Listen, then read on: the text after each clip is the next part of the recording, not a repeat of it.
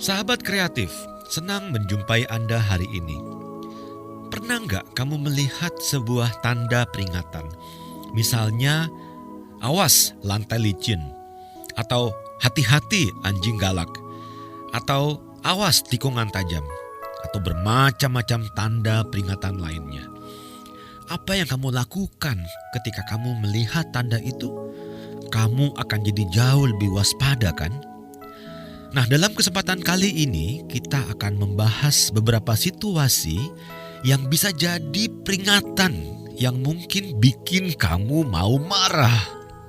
Sambil mengulasnya satu persatu, silakan sahabat kreatif pikirkan apakah kamu pernah terpancing untuk marah.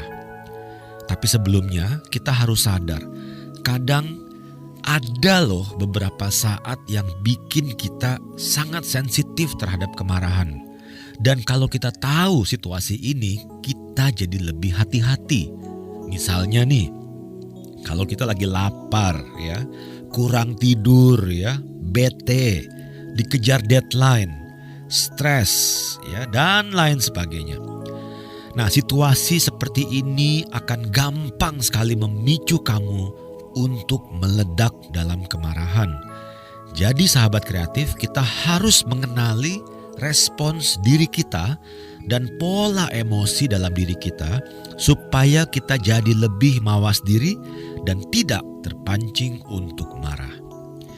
Nah, dalam kesempatan kita kali ini kita akan membahas 5 situasi yang sering kali menguji kemarahan kita. Yang pertama, situasi yang datang secara tiba-tiba dan kita tidak mengantisipasinya. Seringkali situasi ini membuat mood kita berubah. Yang tadinya ceria, tiba-tiba jadi langsung bete. Sahabat kreatif, pernah nggak kamu lagi enak-enak mengemudi, kamu bersiul-siul riang begitu, tiba-tiba mobil atau motormu disalip orang. Wah, bukankah kita langsung naik darah ya? Atau Anda sedang dikejar-kejar sebuah rapat yang penting, tiba-tiba di depan ada kecelakaan dan macetnya panjang sekali. Ini pasti bikin kita mau marah. Atau pesawat kita delay. Wah, ini kan klasik banget ya. Nah, jadi poin pertama ini adalah situasi yang tidak kita duga yang kadang membuat kita langsung mau marah. Yang kedua, penyebab kemarahannya adalah orang lain. Ketidakbecusan orang lain seringkali membuat kita mengurut dada. Saya pernah punya pengalaman nih, minta tolong kepada seorang rekan kerja di kantor, seorang office boy, untuk melakukan satu tugas, ya. Sementara saya pergi untuk urusan kantor. Ketika saya kembali, guess what sahabat? Apa yang saya minta enggak dikerjakan. Ketika saya tanya kenapa, alasannya banyak banget. Inilah, itulah. Saya tuh gak habis pikir, ini HP untuk apa gitu. Kok gak kepikiran untuk ngasih tahu saya? Kan kalau memang gak bisa, saya bisa minta tolong orang lain kan. Nyebelin banget kan. Ya, begitulah perilaku orang lain yang kadang membuat kita terpancing untuk marah ya. Bagaimana dengan sahabat kreatif? Yang ketiga, penyebab kemarahannya adalah diri kita sendiri. Kalau orang lain jadi penyebab kemarahan, maka diri kita pun bisa menjadi penyebab kemarahan. Sahabat kreatif, pernah nggak kamu kecewa dan marah sama dirimu sendiri ketika kamu nggak berhasil mencapai tujuanmu? Seringkali kita terlalu menggampangkan, menunda, dan tidak mengerti gitu mana pekerjaan yang harus kita dahulukan.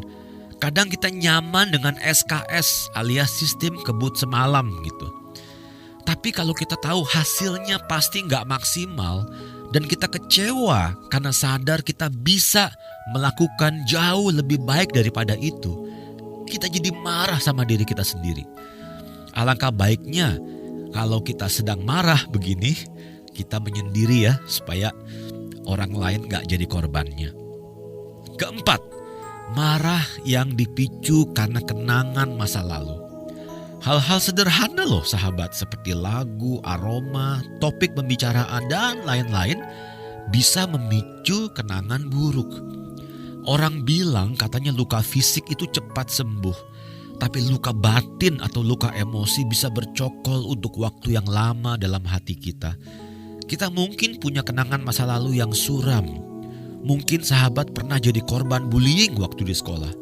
Pernah diejek, direndahkan, ya, dan kita merasa sangat terpukul. Memori ini terekam dalam pikiran dan muncul seperti tamu yang tidak diundang dalam bentuk film sedih yang diputar dalam pikiran kita dan menyebabkan perasaan kita menjadi galau. Kalau kita nggak berdamai dengan masa lalu, sahabat kreatif, kenangan buruk seperti itu akan terus menghantui kita dan datang di saat-saat yang tidak terduga. Yang kelima, pemicunya adalah penyebab lain. Ini saya sebut sebagai marah yang salah tempat ya. Jaka sembung bawa golok ya. Katakanlah kamu pernah dimarahin sama tamu ya atau sama atasan. Dan kamu tidak tahu gitu harus kemana melampiaskan rasa marah ini. Nah, kamu pulang sampai di rumah ada sesuatu yang pasanganmu lakukan atau anakmu lakukan yang mungkin kurang berkenan di hatimu. Lalu kamu mulai marah-marah sama mereka. Padahal kemarahan itu sebenarnya enggak dipicu oleh perilaku pasanganmu atau anakmu. Tapi kamu sebenarnya hanya melampiaskan saja ya dari perasaan yang kamu pendam selama ini. Enggak fair kan ya? Nah, sahabat kreatif, bagaimana setelah mendengarkan 5 hal atau 5 situasi yang bisa membuat kita jadi marah? Apakah kamu pernah merasa jengkel atau marah karena satu hal atau 2 hal yang tadi kita dengarkan di atas? Kalau saya jujur ya ngaku ya, saya pernah semuanya. Sahabat kreatif, tahukah kamu bagaimana cara mengatasinya ketika kamu terpicu untuk marah? Satu hal yang pasti, ini nasihat sangat kuno sekali. Jangan langsung direspons. Tarik napas panjang-panjang, hitung 1 sampai 10 ya.